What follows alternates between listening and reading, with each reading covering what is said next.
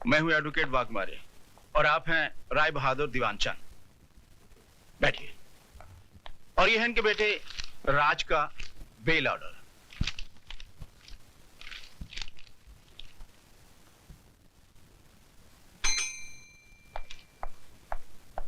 Yes sir.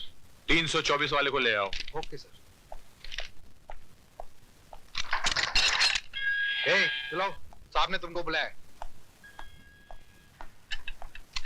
आइए राज साहब, आइए बैठिए।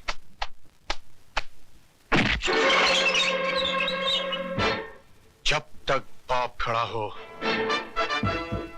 बेटे को नहीं बैठना चाहिए। लेकिन इनके बाप तो ये हैं और ये बैठे हुए हैं। बाप थे जब ये सिर्फ बेटा था, अब ये मुजरिम है। कानून इसका बाप है। Just who do you think you are, Inspector Khan? I don't think. I know who I am.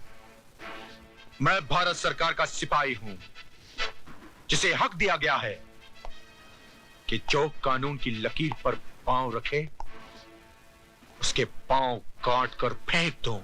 Inspector Khan, तुम्हें यह वर्दी सिर्फ इसलिए मिली है कि तुम मुजरिम को गिरफ्तार करो, इसलिए नहीं कि तुम उसे सजा भी दो। और आपको यह काला कोट इसलिए दिया गया है कि आप सच्चाई को अदालत के सामने पेश करें, इसलिए नहीं कि अपने मौकिल की भड़वागिरी करें। अरे जिस रुमाल से आप अपना मुंह साफ करते हैं, उसी रुमाल से आप अपने मौकिल की गंदगी साफ करते हैं। वाह, आपकी तो तारीफ करनी पड़ेगी इंस्पेक्टर खान। एक पब्लिक सर्वेंट होके पब्लिक के साथ कैसा सलूक कर रहे हैं। थोड़ी तारीफ अपने बेटे की नहीं करेंगे, जिसने एक मासूम लड़की की इज्जत छोटे छोटे बच्चों के सामने नीलाम कर दी। तुम मिडिल क्लास के हो ना, तुम्हें क्या मालूम कि अय्याशी क्या होती है, दौलत का नशा क्या होता है। वो सारा नशा 7 साल की सजा सुनते ही उड़ जाएगा। वो मैं अदालत में देख लूंगा। चलो बेटे, let's get the hell out of here.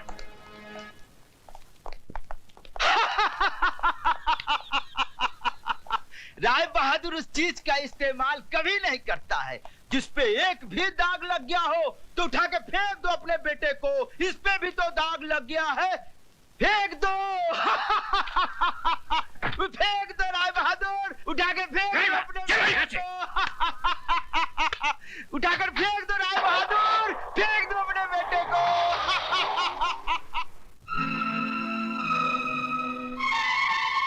Rai Bahadur उस चीज का इस्तेमाल कभी नहीं करता है जिस पे एक भी दाग लग गया हो तो उठा के फेंक दो अपने बेटे को। इस पे भी तो दाग लग गया है।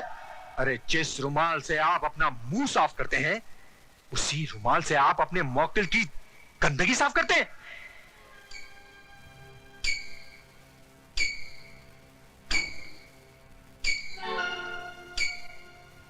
बड़ी मलिक, चाय। शर्म आती है हमें तुम्हें अपना बेटा कहते हुए। तुम्हारी इस जलील हरकत की वजह से एक 2 कौड़ी के पुलिस ऑफिसर ने हमसे जिस तरह बातें की हम ही जानते हैं। तुम्हें इस खानदान की इज्जत का ख्याल है कि नहीं? I'm sorry, Dad. सॉरी? तुम्हारे सॉरी कहने से इस हवेली पे लगे हुए दाग मिट जाएंगे क्या? अरे जवानी इतनी ही फड़क रही थी तो खरीद लेते उस चीज को। यूं ही मुंह मारने की क्या जरूरत थी? गुस्सा थूक दीजिए बाबूजी, बच्चा है, गलती हो गई। इस गलती की सजा जानती हो तुम? 7 साल इसे जेल में चक्की पीसनी पड़ेगी। इसकी आंखों की चमक और इसके गालों की लाली बुढ़ापे के अंधेरे में बदल जाएगी। ऐसा कुछ भी नहीं होगा बाबूजी, अगर आप थोड़े ठंडे दिमाग से काम लेंगे तो। मतलब? हैसियत ही क्या है उस लड़की की? कौन है वो? गरीब, बेबस, बेसहारा। ऐसे लोग गला फाड़ फाड़ कर अगर सच भी बोलें तो दुनिया उसे झूठ ही मानती है। पुलिस वाले सबसे ज्यादा बात उसकी मानते हैं जिसके पास दौलत है। मगर ये काम आसान नहीं है बहू। FIR दर्ज हो चुकी है और दर्ज करने वाला पुलिस ऑफिसर कोई आम आदमी नहीं है। वो एक जिद्दी इंसान है जिसे ईमानदारी की बीमारी है। वो मर जाएगा मगर टूटेगा नहीं। तो फिर चोट वहां कीजिए बाबूजी जहां दीवार कमजोर हो। ज्ञानी करतार सिंह एक मामूली गैराज का मालिक है। उसकी जिंदगी गुजरी है टूटी फूटी कारों के बीच में। चमकती कार में सवार होकर जाइए और उसके कालिख लगे हाथों पर चंद चांदी के सिक्के रख दीजिए। 2 मिनट में उसकी आंखें चुंधिया जाएंगी। चलो तो फिर ये भी आजमा के देख लेते। ज्ञानी जी, इंसान गलतियों का पुतला है। गलती ना करे तो वो भगवान बन जाए। एक गलती मेरे बेटे से हुई है, और वो भी जवानी के जोश में। जवानी के जोश में हुई हो या दौलत के नशे में, गलती तो गलती होती है, और हर गलती की एक सजा है जो इस मुल्क का कानून अदालत में सुनाता है। दो खानदानों की बातें अदालत तक जाएं, हमारी और आपकी पगड़ी बाजार में उछाली जाए। हमारी पगड़ी तो आपके बेटे ने उछाल दी, अब आपकी पगड़ी की बारी है।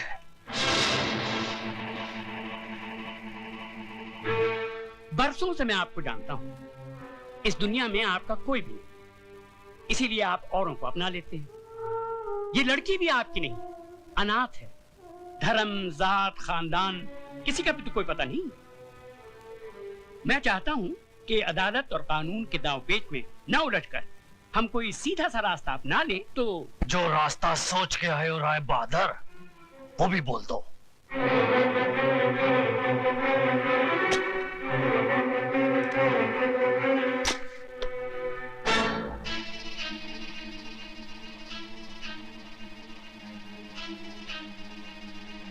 ये 2 लाख रुपए हैं। उस लड़की ने इतनी बड़ी रकम देखना तो दूर, सोचा भी नहीं होगा। ये आप उसे दे दीजिए, वो इस शहर से कहीं दूर जाकर एक नई जिंदगी शुरू कर सकती है।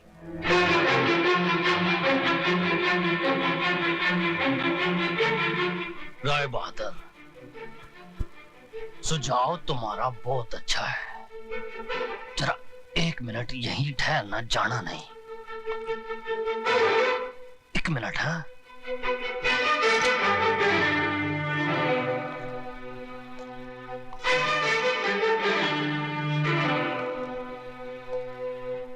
आपने मेरी बेटी की इज्जत की कीमत बहुत कम लगाई है, लेकिन मैं ऐसा नहीं करूंगा। ये 2 लाख नहीं, 4 लाख रुपए हैं। अपने कार की बहू को रात को मेरे साथ सुला दो। ये सिद्धार्थ सिंह, यकीन मानिए मैं मुकद्दमा भी वापस ले लूंगा। बाकी की जिंदगी आपकी बहू इस शहर से कहीं दूर जाके बिता सकती है, बड़ी खुश हो जाएगी। तुम उस मामूली लड़की का मुकाबला मेरी बहू से कर। और चुप है, वरना इस कार से तू नहीं, तेरी लाश जाएगी।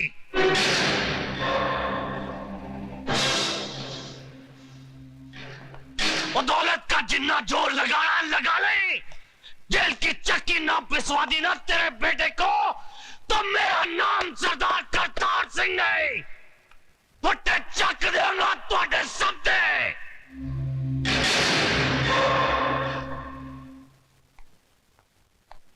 राय साहब, हिंदुस्तान की अदालतों में मुझे ज्ञान प्रकाश नहीं, माइक टाइसन के नाम से बुलाया जाता है। जिस तरह वो बॉक्सिंग रिंग में उतर के घूंसों की बौछार कर देता है, उसी तरह मैं अदालत में गंदे और अश्लील सवालों की बारिश कर देता हूं। आपके बेटे ने तो उसके कपड़े उतारने के लिए अपने हाथों का इस्तेमाल किया होगा, लेकिन मैं उसे अपने सवालों से नंगा करूंगा। रेप क्या है उसका मतलब मैं समझाऊंगा उसे। अदालत में जब बलात्कार का मुकदमा चलता है तो ऐसा लगता है कि यह अदालत नहीं, जिस्म बेचने का बाजार है, जहां औरत के जिस्म के हर उस हिस्से की बात होती है जिसे भगवान ने शर्म की मिट्टी से संवारा है। माला, तुम सुन रही हो ना? आप बोलते जाइए। जानती हो कैसे कैसे सवाल पूछे जाएंगे? जब तुम्हारा बलात्कार हो रहा था तो तुम्हारी साड़ी कहां थी? जांघों के ऊपर या जांघों के नीचे? ब्लाउज कहां था? बदन पे था या उतार लिया गया था? रेप करने वाले के हाथ तुम्हारी जांघों पर थे या तुम्हारे स्तन पर? चुप कर वकीला, चुप कर। अगर मेरी बेटी से ऐसे गंदे गंदे सवाल पूछे जाएंगे तो नहीं चाहिए मुझे इंसाफ। लेकिन मुझे चाहिए इंसाफ। क्या पूछेगा वो वकील? यही ना कि उस लड़के का हाथ कहाँ था, जांघों पर या छाती पर? छाती क्या होती है वो मैं उसे बताऊंगी। यह है छाती, जिसका दूध पीकर हर मर्द की छाती चौड़ी होती है। इसे कहते हैं स्तन। अगर अपनी माँ का दूध पीते वक्त ठीक से न देख सका हो तो मैं उसे दिखाती हूँ। मैं औरत हूँ और मुझे फक्र है कि मैं वो काम कर सकती हूँ जो दुनिया का कोई भी मर्द नहीं कर सकता। अपने जिस्म में एक नए इंसान को जन्म दे सकती हूँ। अपनी छाती का दूध पिलाकर उसे बड़ा कर सकती हूँ, जो आगे चलकर राम या रहीम बनेगा। शाबाश माला, शाबाश। अगर हिंदुस्तान की हर औरत तुम्हारी तरह बेखौफ हो जाए तो इस समाज में औरत को वही दर्जा मिलेगा जो उसे मिलना चाहिए। शाबाश।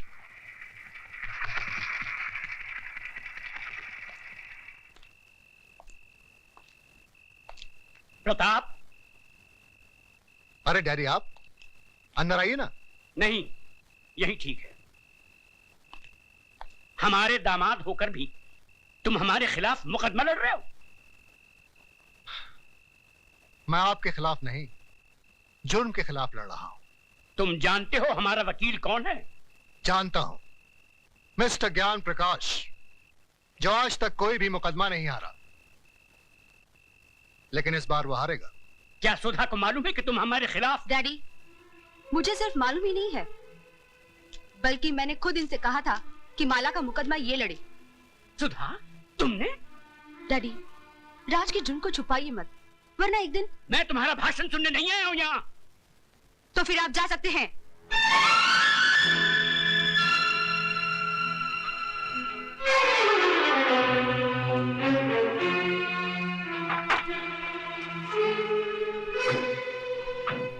माय लॉर्ड, आज इस अदालत में एक बलात्कार का मुकदमा आया है। बलात्कार यानी कि एक लड़की के साथ जबरदस्ती करके उसकी इज्जत को लूटना। मेरी राय में ऐसे अपराधी को गोली मार देनी चाहिए।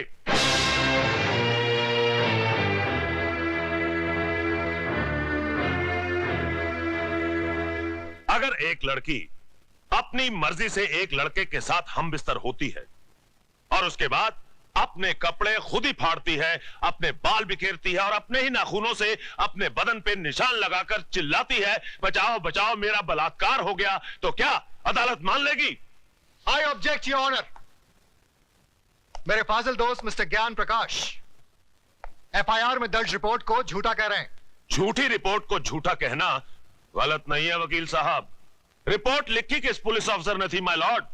उस पुलिस ऑफिसर ने जो सरदार करतार सिंह के कर्ज तले दबा है और बचपन में एक चोर था। इंस्पेक्टर खान, क्या ये सच है? माय लॉर्ड, दरअसल आप सिर्फ हां या ना में जवाब दीजिए। ये सच है। That's all your honour. जिस इमारत की नींव ही खोखली हो, उस इमारत का अंजाम क्या होगा? आगाज हुआ ही नहीं और आप अंजाम तक पहुंच गए वकील साहब। इस हादसे के चश्मदीद गवाह हैं योर ऑनर 40 मासूम छोटे छोटे बच्चे, जिन्हें ना ही आपकी बुलंद आवाज का खौफ है और ना ही किसी अंजाम की परवाह। आप फिक्र मत कीजिए वकील साहब, धीरे धीरे सबको बुलाऊंगा इस कटहरे में। माय लॉर्ड, सबसे पहले मैं मिस माला से कुछ सवाल पूछना चाहता हूं।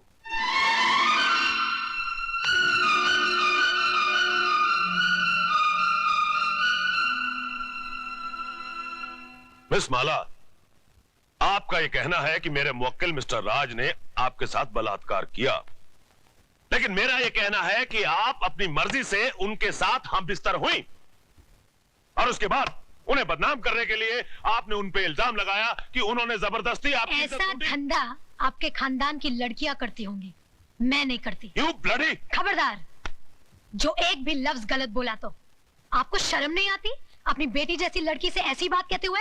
मिस माला, ये मंदिर नहीं जहां पर वचन किया जाए, ये अदालत है जिसमें एक मासूम की जिंदगी का फैसला होने वाला है। जिसने मेरी जिंदगी को गाली बना दिया वो आपको मासूम लग रहा है, इसलिए कि उसने आपके जेब में हरे हरे नोट भर दिए? अगर नोटों के लिए ऐसे ही अपने जमीर को बेचते रहे तो एक दिन इसी कटहरे में मेरी जगह आपकी बेटी खड़ी होगी, जो ऐसे किसी रईस के बेटे की हवस की शिकार हुई होगी। उस दिन न तो ये नोट आपके काम आएंगे और न ही आपकी आवाज गले से बाहर निकलेगी। गुनहगार को सजा दिलवाने के बजाय आप उसकी तरफदारी कर रहे हैं। तुम जैसे वकीलों को तो जन्म देकर तुम्हारी माँ भी पछता रही होगी। Order order. आप क्या ऑर्डर ऑर्डर किए जा रहे हैं? क्या आप सबका जमीर मर गया है? ये वही हिंदुस्तान है जहाँ औरतों को पूजा जाता था, कभी सीता के रूप में तो कभी सावित्री के रूप में।